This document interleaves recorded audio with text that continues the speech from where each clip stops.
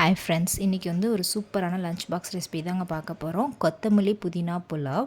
இது செய்ய கரெக்டாக ஒரு 15 மினிட்ஸ் தான் ஆகும். டக்குன்னு செஞ்சிடலாம். எப்படி பண்ணுறதுன்னு பார்க்கலாம். ஃபஸ்ட்டு ஒரு குக்கர் நல்லா ஹீட் ஆனதுக்கப்புறம் ஒரு டேபிள் ஸ்பூன் நல்லா ஆயில் ஊற்றிக்குங்க. இதுலேருந்து ஹோல் கரம் மசாலா, அதாவது பட்டை, கிராம்பு, லவங்கம், ஏலக்காய், கல்பாசி எல்லாம் ஆட் பண்ணிக்கலாம். அது நல்லா பொரிஞ்சதுக்கப்புறம் 2 பெரிய வெங்காயம் எடுத்திருக்கேன். அந்த பெரிய வெங்காயம் நீல வாக்கில் கட் பண்ணி எடுத்திருக்கேன். அந்த வெங்காயம் நல்லா வந்து டிரான்ஸ்பரண்ட் ஆகிற வரைக்கும் நல்லா வதக்கிக்கலாம்.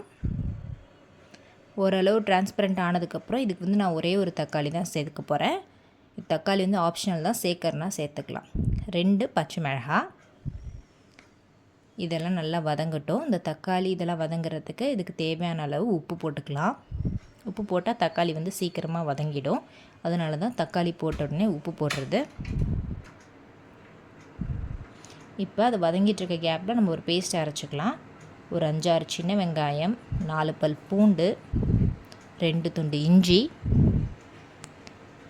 4 பீஸ் தேங்காய், 3 பச்சை மிளகாய், கை நிறைய கொத்தமல்லி, அதே அளவு ஈக்குவல் அமௌண்ட் ஆஃப் புதினா எடுத்துக்கோங்க.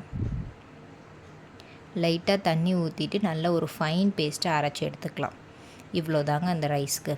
இந்த தான் முக்கியமான பேஸ்ட். இந்த பேஸ்ட் அரைச்சிட்டோம்னா டக்கு டக்குன்னு வேலை முடிஞ்சிடும். இது வதங்கிடும். அதுக்குள்ளே நம்ம இந்த பேஸ்ட் ஆட் பண்ணிட்டு லைட்டாக தண்ணி ஊற்றிட்டு இந்த பேஸ்ட்டோட இதெல்லாம் நல்லா மிங்கிள் ஆகிற மாதிரி நல்லா வந்து நம்ம வந்து மிக்ஸ் பண்ணி விட்டுடலாம். இந்த பேஸ்ட்டோட பச்சை வாசனை போகிறதுக்காக கொஞ்ச நேரம் அப்படியே கொதிக்க விடுங்க. நல்லா கொதிக்கணும். அப்போ தான் அதோட பச்சை வாசனை லைட்டாக போகும். ஏன்னா எல்லாமே நம்ம பச்சையாக போட்டு அரைச்சிருக்கோம்ல. இந்த அளவுக்கு நல்லா கொதிச்சதுக்கப்புறம் நான் வந்து 1 டம்ளர் ரைஸ் எடுத்திருக்கேன். அந்த ரைஸ் வந்து நான் ஆட் பண்ணிக்கிறேன். சாப்பாட்டு அரிசி தான். இதில் நீங்கள் பாஸ்மதி ரைஸில் கூட செய்யலாம்.